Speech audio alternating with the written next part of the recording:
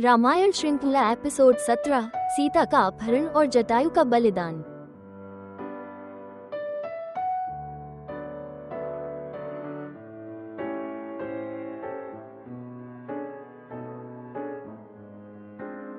जैसे ही धोखेबाज तपस्वी सीता के सामने खड़ा होता है, भ्रम दूर हो जाता है। हवा बदल जाती है, उसकी आवाज बदल जाती है, अब ठंडी, आज्ञाकारी। मैं रावण हूँ, लंका का शासक, तीनों लोकों का आतंक। आओ हे सुंदरी, मेरे महल में रानी बनो। सीता अविचल खड़ी है, उसकी निगाहें आग से भरी हैं। तुमने राम की पत्नी से ऐसा कहने का साहस किया? मेरी आत्मा उसी की है। तुम इस शरीर को धारण कर सकते हो, लेकिन मेरी आत्मा तुम्हें शाप देगी। रावण काम और क्रोध से जलता हुआ सीता को उसकी इच्छा के विरुद्ध उठा लेता है। वो अपने पुष्पक विमान पर सवार होकर आकाश में उड़ जाता है। सीता विलाप करती है, हे राम, हे लक्ष्मण। उसकी चूड़ियां बिखरे हुए तारों की तरह धरती पर गिर जाती हैं। हर पेड़ शोक में झुक जाता है, जंगल शांत हो जाता है, यहाँ तक कि सूरज भी अपनी रोशनी कम कर देता है। पेड़ों की छतरी से जटायु, एक महान बूढ़ा गिद्ध, बाहर निकलता है। उसके पंख तूफानी बादलों की तरह फैले हुए हैं। रुको रावण, मैं जटायु हूँ, दशरथ का मित्र। राम की पत्नी को उनकी अनुपस्थिति में चुराने की तुम्हारी हिम्मत कैसे हुई? आसमान में एक दिव्य युद्ध छिड़ जाता है, पंख उड़ते हैं, रथ कांपता है, लेकिन रावण का क्रूर और तेज तलवार जटायु के पंख काट देता है।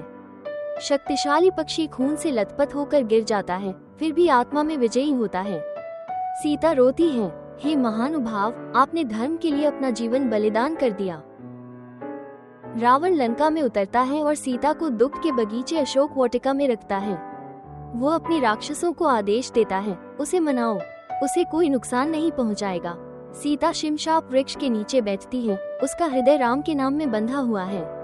वो रावण के वैभव और धन को अस्वीकार करती है।